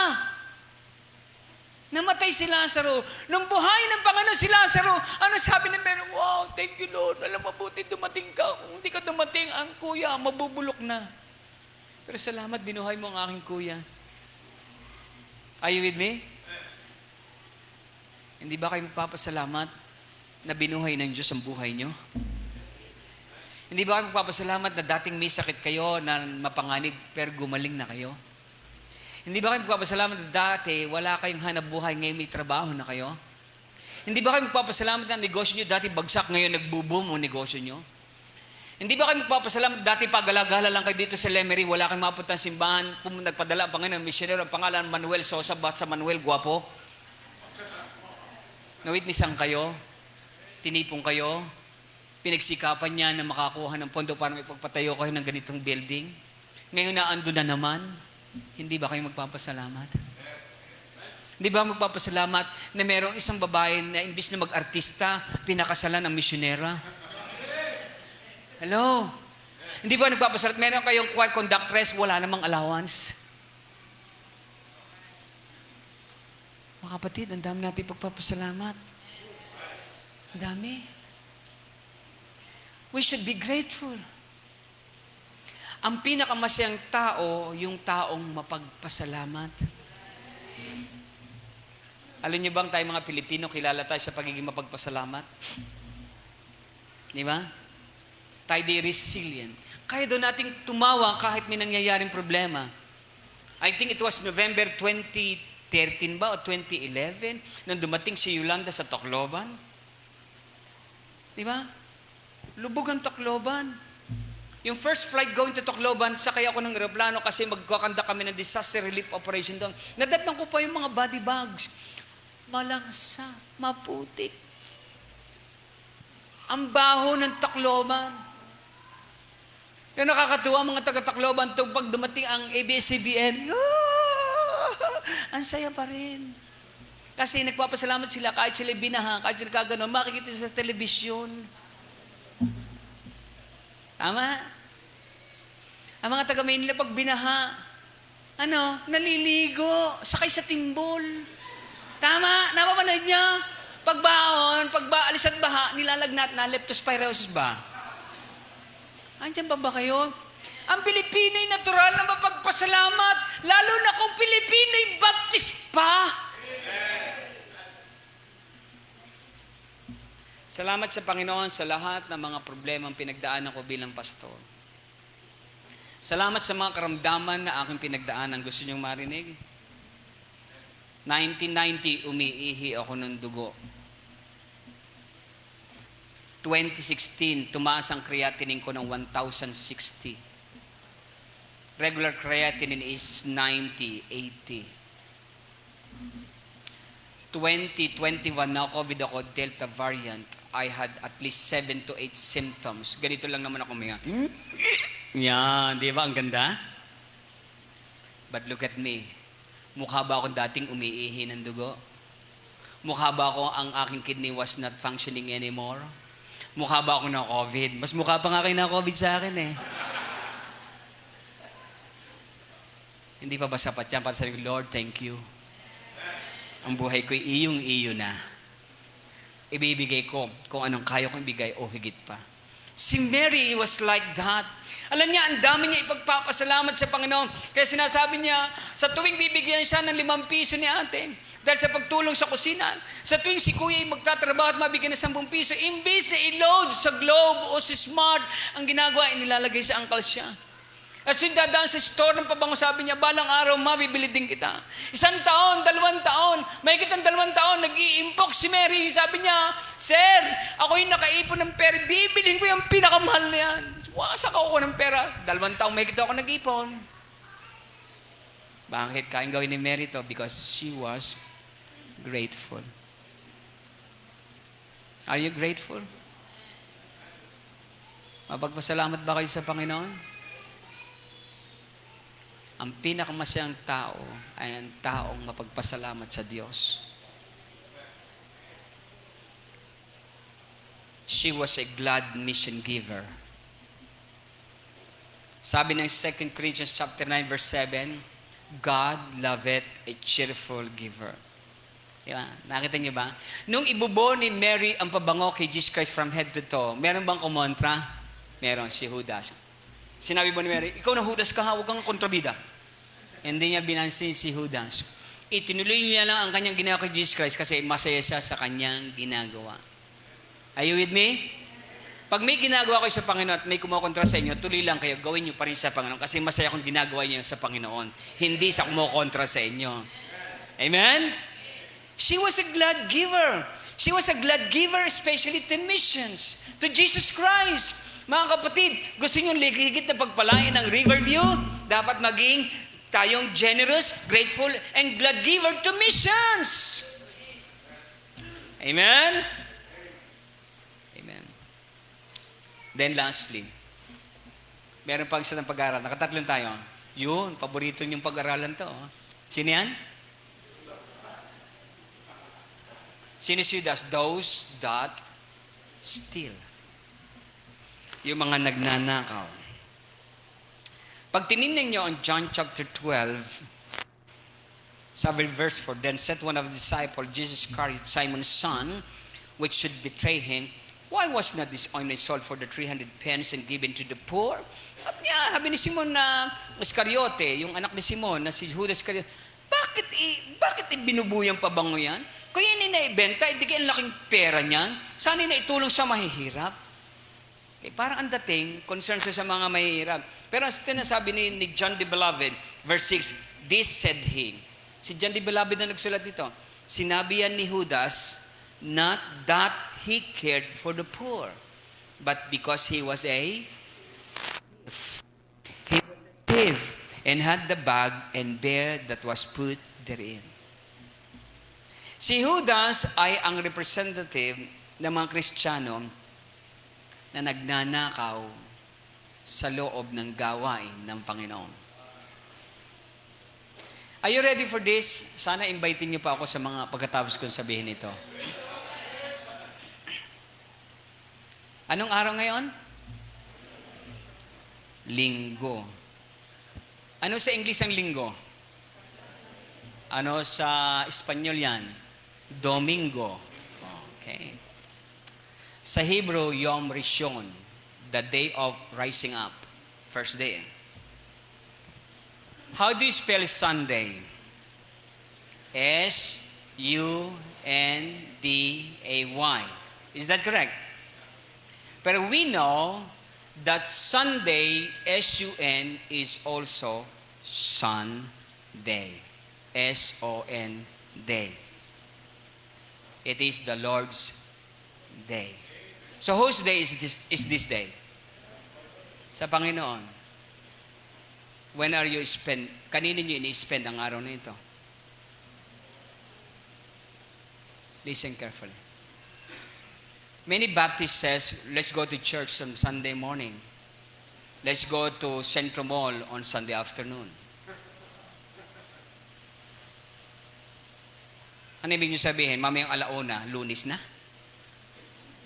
Oras nyo na? Araw nyo na? No. Mamayang hapon, linggo pa rin. Araw pa rin ni Jesus yan. Yan, sabi ko nga, may mga Baptist, Catholic Baptist ba? Ang Catholic pupunta na simbahan. Listen, sa Kristan akong 5 taon, kaya alam ko mga sinasabi ko. Pagpasok na simbahan, may sausawan doon na tubig. Na may kiti-kiti. Bakit ko alam? Ako naglalagay ng tubig doon sa Kristan ako eh. Tapayang puro kiti-kiti yung pinagkukunan ko. Hindi alam ng mga Katoliko yun. No. Sasaw-saw si Katoliko. Diba? Hindi pa sapat yan. Pag medyo religyoso,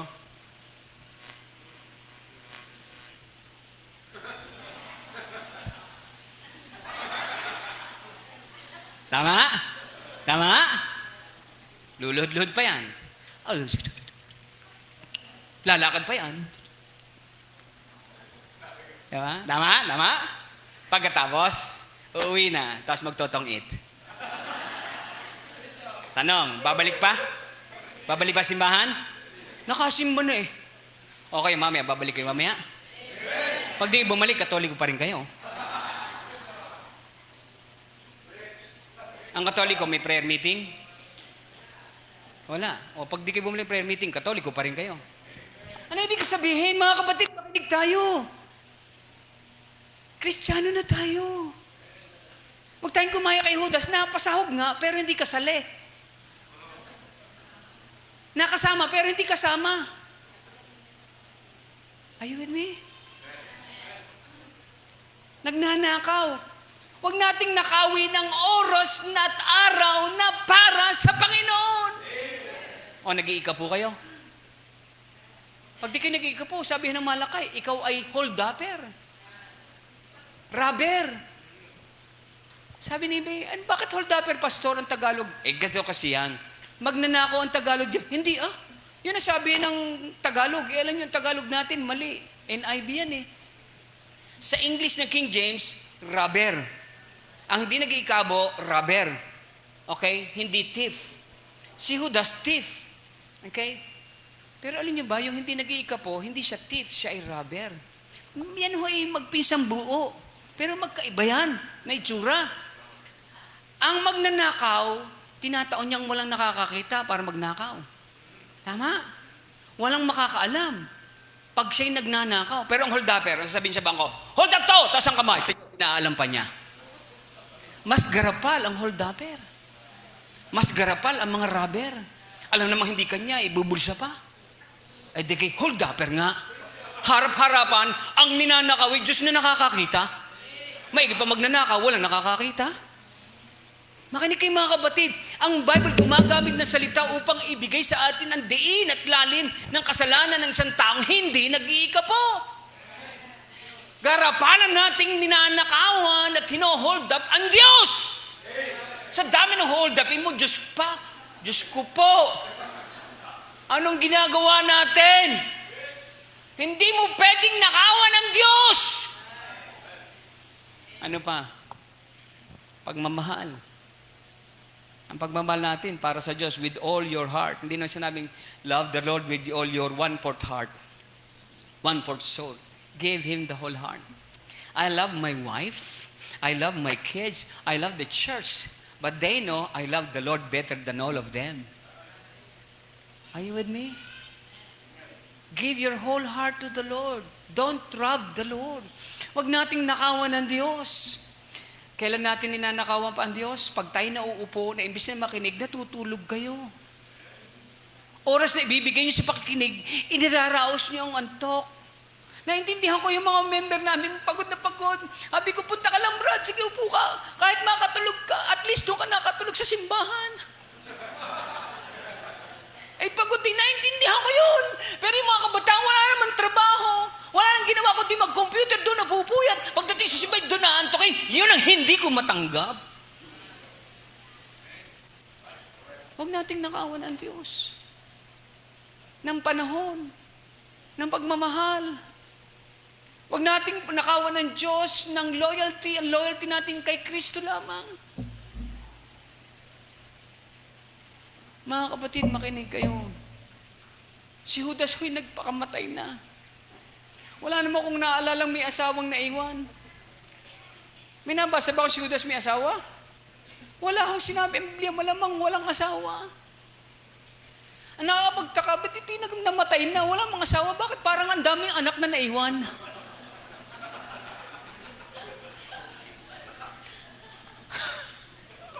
Pasensya na, ako talaga yung mahilig mag-imagine ng bagay.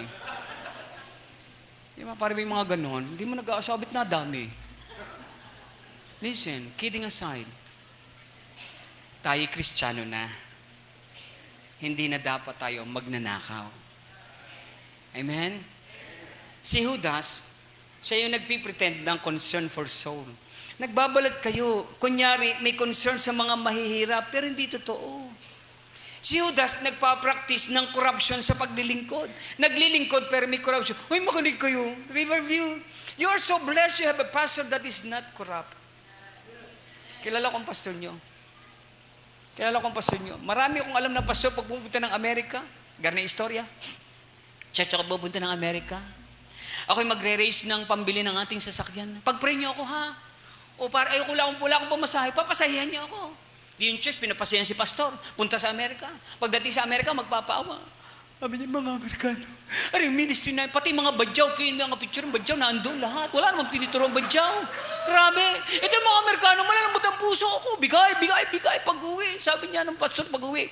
Church, ko, taghirap ngayon sa Amerika, recession. Mahina ang kita. Meron na akong naipon na $1,000 din, $50,000. Paano tayo bibili ng sasakyan? Isa ganito, church, ha? Huwag na tayong umasa sa Amerikano. Tayo mag-raise ng fund natin. O, commitment. Ikaw, 10,000, 50,000, 100,000. Nakabili ng sasakyan. Pinicturan. Tapos pinadala sa Amerika. Sabi sa Amerikano, ito na po yung nabili ko sa perang pinadala nyo. Hindi ako nagbibiro. Pwede ko ibigay sa inyo yung pangalan. May korupsyon sa simbahan. Purihin ng Panginoon, ang pastor nyo hindi kasama roon. Naglilingkod na may korupsyon si Judas. Kaya pakamahalin ang mga pastor, pakamahalin ang kanyang pamilya, pakamahalin ang mga miyembro, pakamahalin ang mga workers, pakamahalin ang bawat isa na naglilingkod na walang korupsyon. Naglilingkod na tamang motibo. Naglilingkod na ang priority, sarili. Alam niyo kung bakit nanghihinayang si Judas? Kaya nanghihinayang siya na binubo ni Mary ang pabango kasi sabi niya, grabe, mahal niyan, 300 pence. Alam niyo, nakakatuwa din si Judas. Wala naman ako narinig na siya may degree ng statistics or hindi naman ako naging accountant. Ang alam ko, accountant ng grupo si Philip. Di ba? Pero bakit alam niya ang presyo ng pabango? Di ba? Ibig sabihin, bago pa magbuhos ng pabangong mamahalin itong si Mary, nagbabrowse na sa Shopee itong si Judas. Ito, mahal to, maganda to. O, add to cart. Kaya lang, naku, wala akong pambayad. 200 pence pa lang ang laman ng bulsa namin eh. Diba? Are you with me? Ang iniisip, sarili. Tayo ay dapat naglilingkod na ang inuuna ay ang kapwa. Amen? Kaya ho kami nakapagsuko ng buhay sa Panginoon kasi meron kaming Panginoon nang inuna ay ako bago ang kanyang sarili. Kaya ako naman, ang ginawa ko, ginaya ko ang Panginoon, hindi ko unahin din ang sarili ko, uunahin namin ni kayo. Are you with me? So, at 4. Si Martha, si Lazaro, si Mary, o si Judas. Anong pangalan ang ipipiprint ko sa damit mo? Are you listening? Sana sabi mo, Lord, gusto ko imprentahan mo ang puso ko ng pangalang Mary. Amen? Kung ako may Martha, tulungan mo ako na pagdating sa John chapter 12, naglilingkod ako, hindi na ako nagre-reklamo. Kasi natuto na ako. Amen? Lahat ng Kristiyano may pagkakataong magbago. Kung nakita niyo ang sarili niyong may pagkukulang sa harapan ng Diyos sa pakinig ng kanyang salita, huwag niyong i-condemn ang sarili niyo. Imbes ang gawin niyo, tumayo ka sa upuan mo, punta ka rito, sabihin mo, Panginoon, nakita ko ang sarili kong kagaya ni Judas, nagpipretend lang ako. Panginoon, nakita ko ang sarili ko kagaya ni Mary, naglilingkod pero nagre-reklamo, tulungan mo ako. Panginoon, gusto kong maging kagaya ni Mary.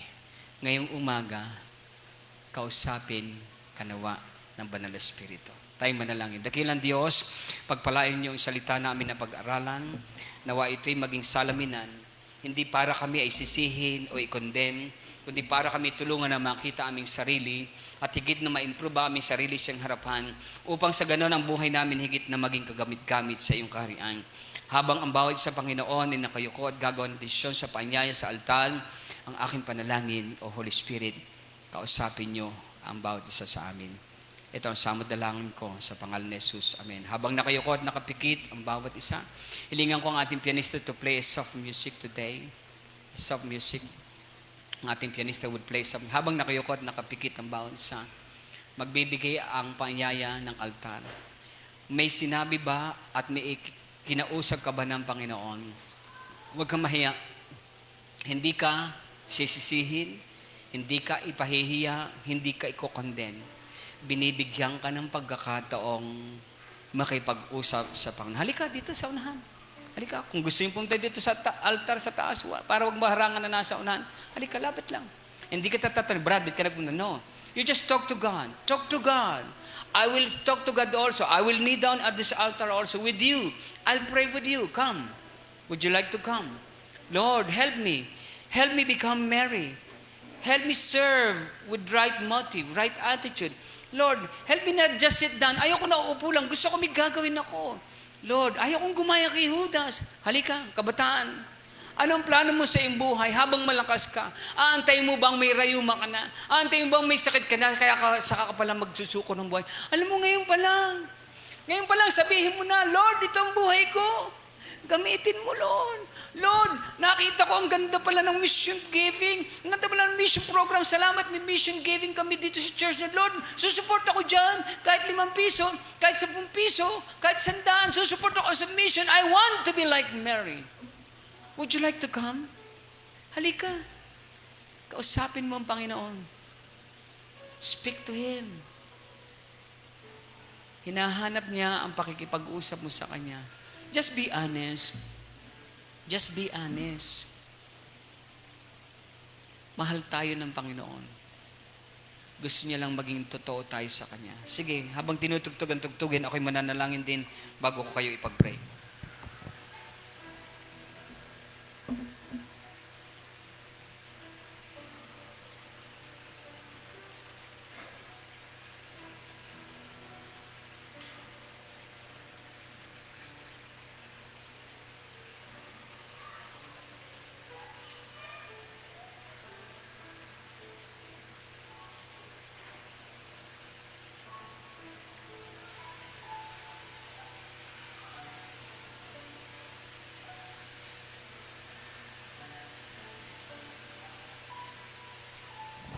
O Lord, Ama sa langit, nagpapasalamat kami sa iyong salita, sa hamon na binigay nito. Ang aking hiling, ang bawat desisyon at commitment na ginawa ng mga anak sa dakong ito ng Lemery sa Riverview Bible Baptist Church ay inyong i-honor, inyong pakinggan, at inyo silang bigyan ng sapat na biyaya upang magawa nila ang mga commitment na ginagawa nila sa altar na ito. Sa iyo pong papuri. In Jesus' name we pray. Amen.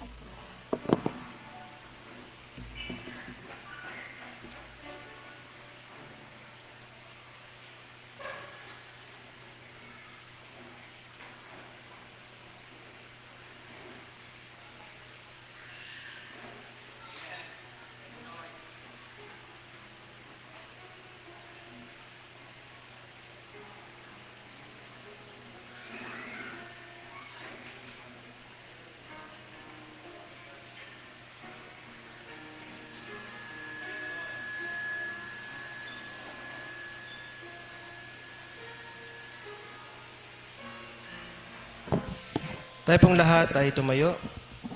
Tayo po ay mananalangin para po sa ating pagbibigayan.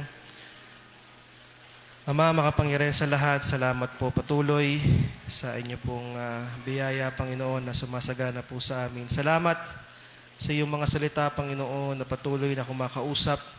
Totoo ng iyong salita ay buhay, Panginoon. Katunayan, Panginoon, na ito ay kumakausap sa iyong mga anak, Panginoon. At ang kailangan namin, Panginoon, ay makinig, Panginoon, at manampalataya sa iyo, God. Ang totoo ng iyong mga salita, hindi kami mapapahamak, Panginoon, kung kami susunod, Panginoon, sa iyo. I-bless niyo po ang pagbibigayan na magaganap ngayong umagang ito, Panginoon. Lahat po na malikom ay magamit sa iyong gawain, Panginoon. Katulad po na nabanggit, Panginoon, na malawak, Panginoon, ang maabot ng pagbibigayan, Panginoon. Maraming kaluluwa, Panginoon, ang mapakinig ng iyong salita dahil po sa amin pong kinaloob, Panginoon, ngayong umagang ito. Kayo po ang magbe-bless, Panginoon, sa pagbibigay na magaganap. Maraming salamat, Panginoon. Ito po yung aming sinasamot na nadalangin. Magitan po ng aming tagapagligtas sa si Kristo Jesus. Amen. Yung pong maliit na box para po sa ating naging tagapagsalita.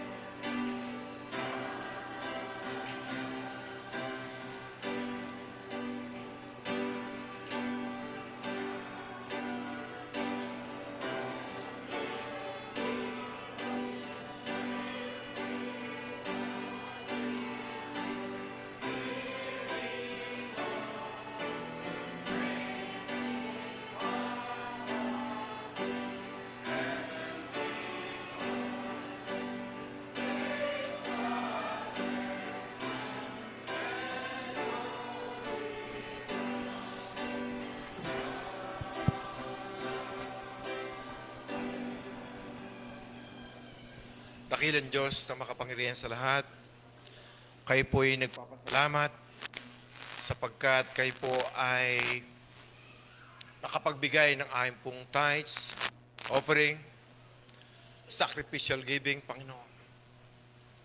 Para sa mission, para po sa aming pong projects, at para po sa aming naging tagapagsalita. Salamat, Panginoon, dahil naging malinaw ang bagay na ito sa aming buhay. Sometimes, totoo, Panginoon, na kayo po ay selfish sapagkat hindi namin naiintindihan. Though na matagal na po kaming mananampalataya.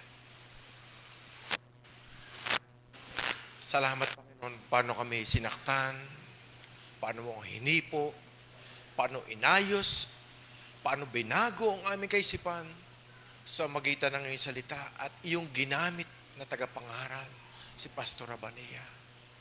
Bless niyo po ang kanyang buhay at marami pa pong buhay ang mahipo sa magitan ng buhay niya, Panginoon. Pinupuri ka namin, pinapasalamatan sa lahat ng ito sa tanging pangalan ni Jesus.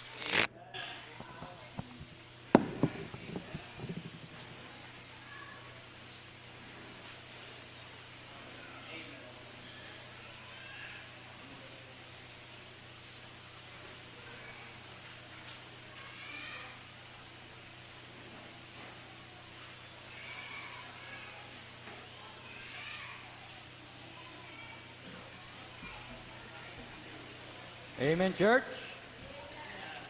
Okay, dumako na po tayo sa ating pong huling bahagi ng ating pong worship service. Announcement na po tayo.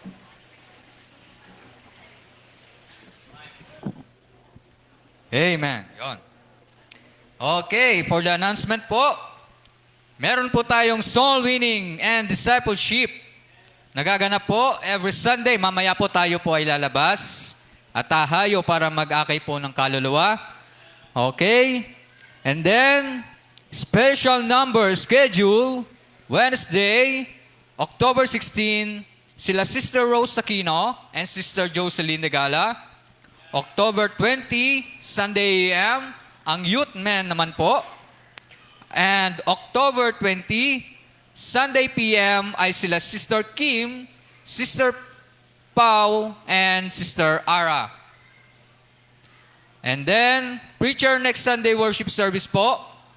Wednesday, Pastor Jas Landicho.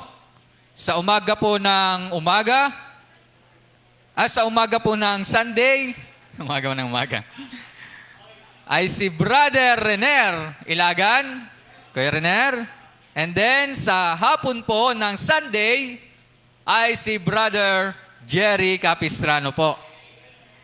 Song leader schedule this Wednesday, Brother JB. Sunday AM, Brother Froilan. Sunday PM ay si Brother Ismael.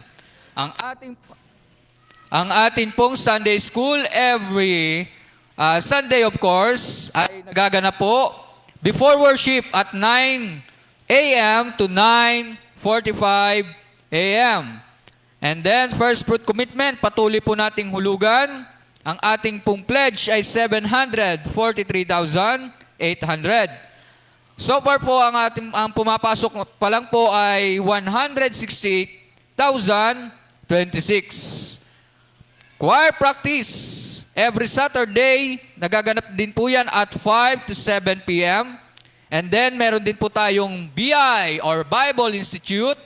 Ang klase po ay every Monday and Thursday at 6 p.m. dito po sa RBBC.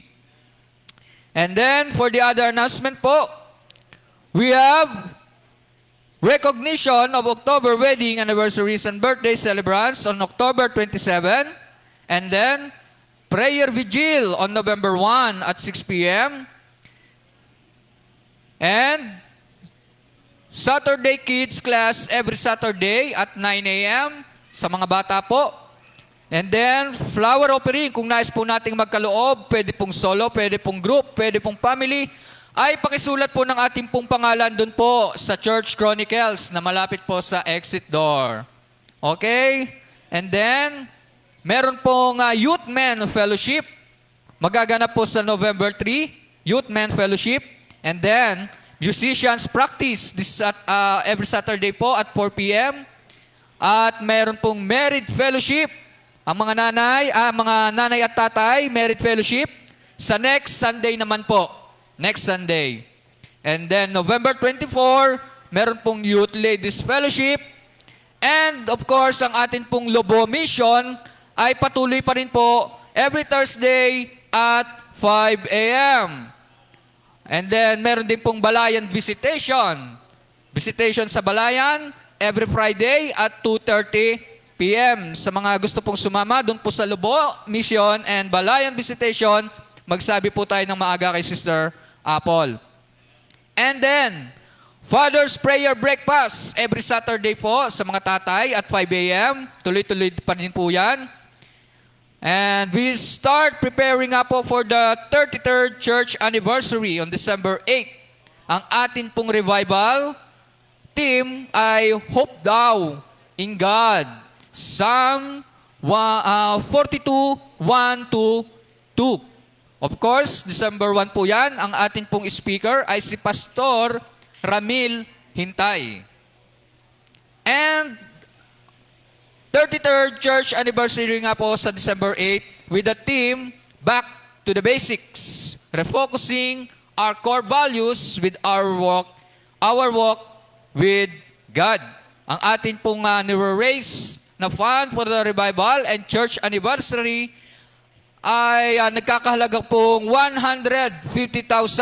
So far po, ang pledge po ay 17,140. Of course, ang ating pong speaker sa ating pong 33rd church anniversary ay si Pastor John D. Macasio. Pastor John D. Macasio.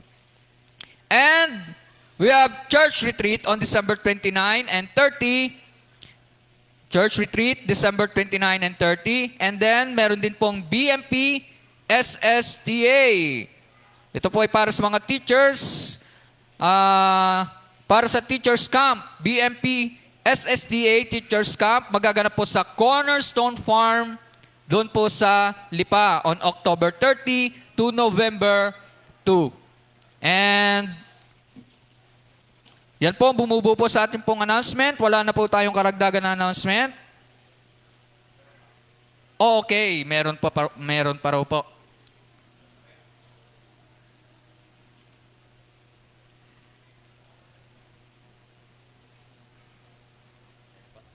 Okay. Tayo po ay nagpapasalamat sa Panginoon sapagkat tayo po ay pinagpala niya ng kanyang mga salita. At syempre, atin namang i-recognize at pasalamatan din ang ating naging tagapagsalita. Pastor Abania, kayo po ay umakyat din at kami ay merong ipagkakaloob sa inyong biyaya para sa inyo. Aray, tanggapin nyo. Yan ho, para sa inyo. At aray naman ho, aray ho, ay para sa inyong asawa. Para maganda uwi ko. Yeah. Ha? Ganun ba? Ay, pasensya na, Pastor. Oho, yun pala. Oho. Pero, Pastor, sandali ho. Baka naman masabihin ni Pastor, ako'y robber eh. Ito ho, ay para sa kanya. Ay, nasa bulsa ko na ho eh. Munti ko na makalimutan. Thank you, Church. Ayun. Okay. So, salamat po, Pastor. Thank you very much.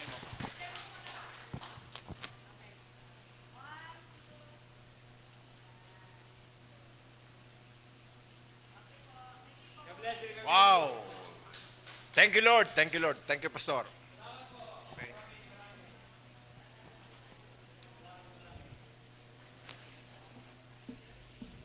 Okay, before we proceed to our closing prayer, atin po nakaligtaan ang ating pong soul winning report. Kung may mga nag-akay po ng kaluluwa or nag-soul winning po ng mga nakalipas na araw, makikireport po ngayong umaga. Meron po ba? Si Brother JP ay 1 soul. Kuya Lawrence, 3 souls. Sino pa po nag-soul winning? Si ate, 4 souls. 18 po, 18. 18 souls. Sino pa po? 4. Ate Sue. Sino pa po? No more? Mamaya po, ito po'y madadagdagan. Amen? Okay. 18, 19, 20, 22, and 26. 26 souls. So atin pong tawagin ang ating pong closing prayer, si Kuya Ed de la Rosa.